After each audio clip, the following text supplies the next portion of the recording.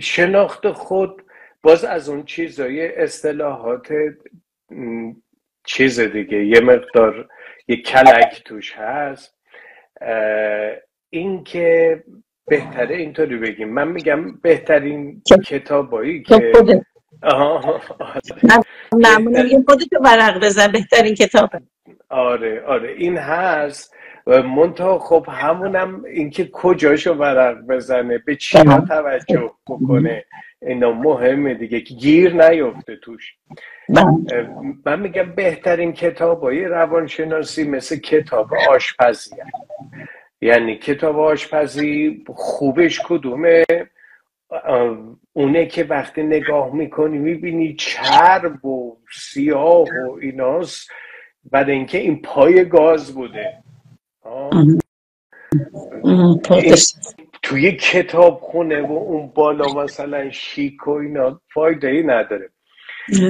بنابراین بهتره، یعنی اصطلاحی که به همون دلیل که گفتیم تفاوت بین اون روانشناسی عامه که فکر میکنه خود یه چیزیه که میشه شناخت، یه انگار است، توی این دیدگاه که سعی میکنیم که لااقل 4 بعد، یعنی بعد زمانم بیاریم توش، بعد فرگشت و تحولم بیاریم توش.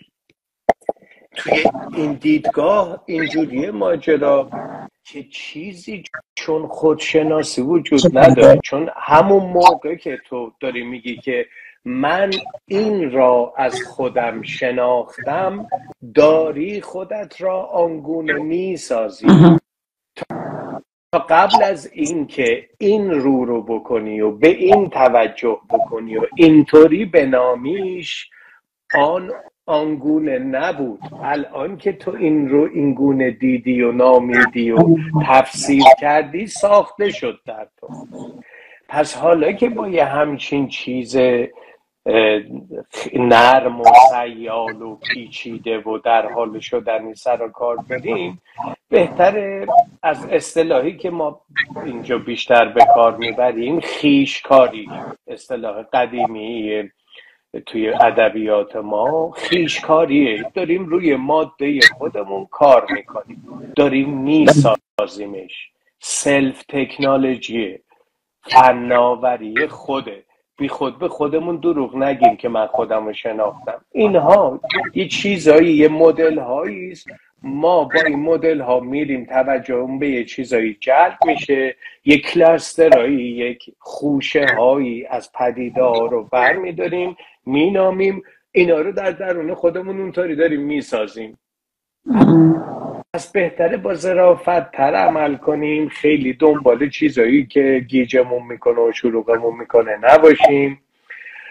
و حالا آره، خیلی خیلی توصیهم اینه که بیایم دانش زدایی کنیم یه مدت. دوستایی که الان دارن اینجا گوش میدن یا بعدن حالا اینو گوش خواهند داد، فکر میکنم بیشتر از اون گروه افرادی هستن که الان وقتشه کمی بیستن، بیشتر مراقبه کنن، بیشتر حس کنن، بیشتر بو بکشن، بیشتر بچشن، بیشتر حضور داشته باشن، بیشتر گوش کنن و فرصت بدن تا اون چیزهایی که خوندن آروم آروم برسن و هر کدوم سر جاشون بشینن.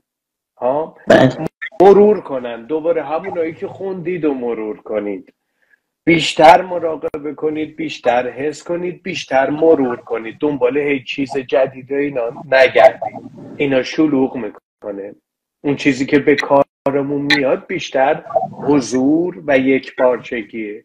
پس به نظر من اگه بخوام یه توصیه بکنم اینه که برگردید اون چیزی که خوندید و دوباره بخونید با تأمل بیشتر.